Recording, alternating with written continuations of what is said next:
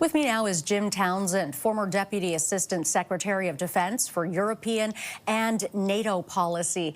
Jim, welcome and thanks for being here. Let's talk a little bit about NATO. It became involved in this war last week when it destroyed an Iranian missile, which appeared to be headed to Turkey. Do you see further NATO involvement in this war? Not really. I think the ship, I'm assuming what happened was with the missile, but there's a NATO missile defense that's set up. There's a radar in Turkey. U.S. Destroyers in the Eastern Mediterranean are part of the cluster to take out any kind of target that radar picks up. So that in fact, was a great success for NATO missile defense that they were able to take out that missile. But they already had that equipment in place. They've been watching Iran for many, many years and been worried about ballistic missiles. And so finally that system worked and it knocked out that missile. But I don't see NATO getting involved much more than that. What would it take for an Article 5 response to be triggered? Well, it would take, it's interesting, if you read the treaty, they talk about an armed attack with soldiers and this type of thing. But as you know, Article 5 was invoked against the Al-Qaeda and after the U.S. Twin Towers were taken down. So that was terrorism. It wasn't an armed attack. So it's really something that NATO says, and the allies all agree, deserves an invocation of Article 5. So I think in terms of what's happening now in the Middle East, I don't see something happening there that would have NATO and the NATO allies invoke Article 5. Not unless there was a major invasion of Iran into Turkey. I don't think I see that. So I don't think we're going to see an Article 5.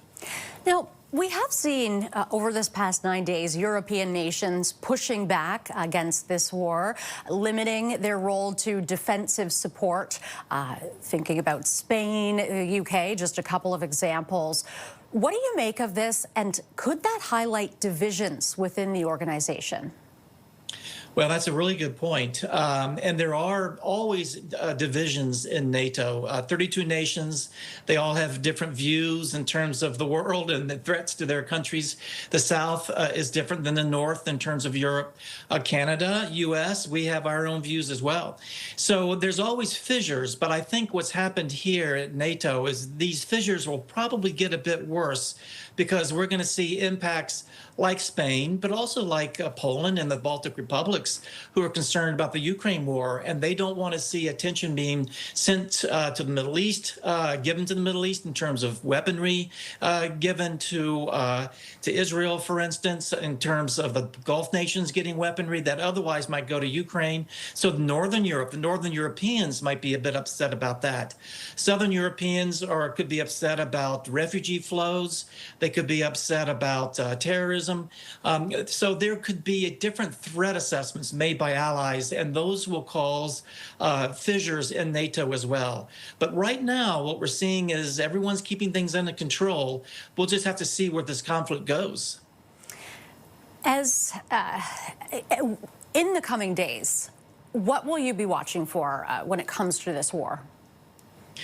Well, I'll be watching for the strikes coming out of Iran to be diminished even further.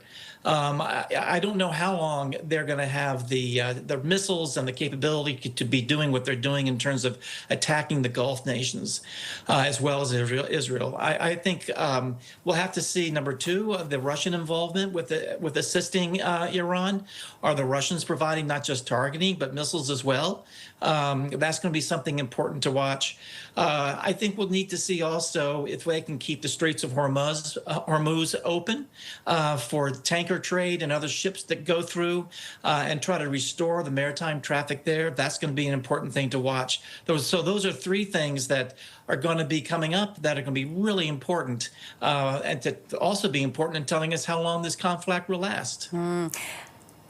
Really great chat. Some interesting points there that you bring up. Jim, thank you very much for this. That is Jim Townsend, former Deputy Assistant Secretary of Defense for European and NATO policy.